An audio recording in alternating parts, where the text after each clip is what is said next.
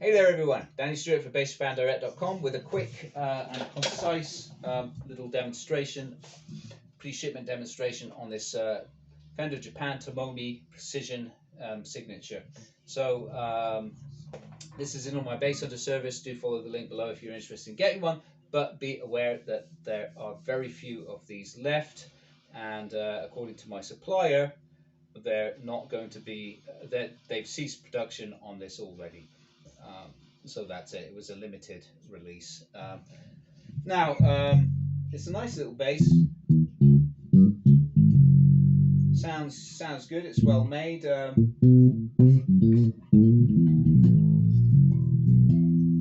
it plays nicely out of the box. It just comes at a standard 2mm setup. But even so, it feels nice and smooth.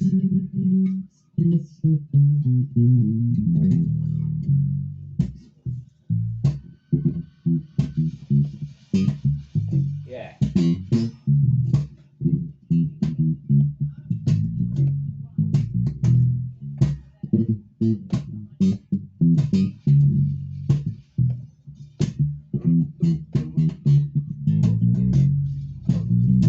Yeah, that's really nice. And that was with the tone down, just playing sort of a mixture of palm mute and sort of muted slap, if you want to call it that.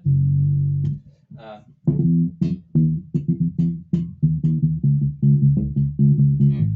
and by the way, if you're interested in that riff that I was just playing, there's a little lesson up on my Patreon page, which is also linked below, if you want to get an explanation about that little technique.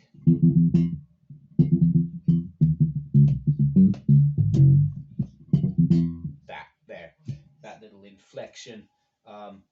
So anyway, moving on from that, let's talk about the construction of it, because it's rather nice. You've got very nice Indian rosewood on hard maple for the neck, and it's actually a jazz profile. It's more of a thin U to a thin D compound grip on this, with a 38mm bone nut. And then the body is 3-piece alder, and you've got a very nice, tight, concise fit. Nicely done. I think this is Dynagaki made, and quite honestly speaking, I've seen the fit seems to be better than what Fujigen used to come up with in the past. And then you've got Goto issue bridge there with spiral saddles. It's in steel tuning pegs from Goto as well, the GB10s. Very nice, reliable pegs, simple and fairly lightweight. And then you've got Alnico pickups, Fender Japan Alnico pickups, and a volume and a tone. There's no series parallel switching on this model.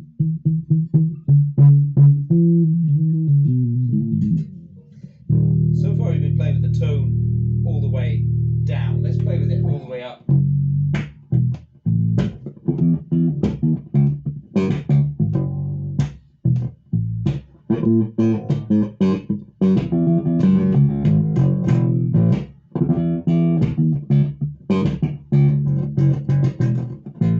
So for me, that's a little bit too light.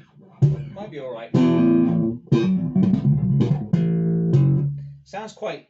To me, it sounds quite mid-centric, quite nasal, with the tone all the way up. Let's take the tone down about halfway. That's better.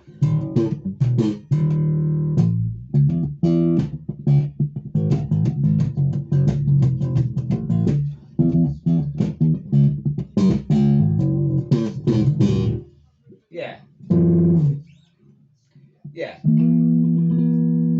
So I would use the tone sparingly, I think.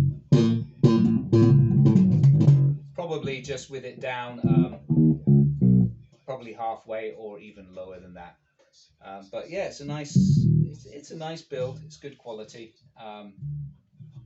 Yeah, I would recommend it.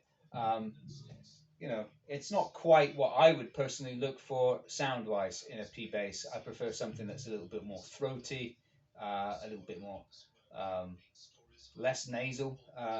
You know what I mean?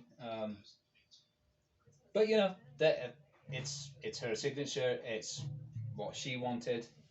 It suits what she does, um, and you know, it's beautifully made. Is a quality instrument. Yeah. So there you go, guys. That's it. And if you're interested in learning that technique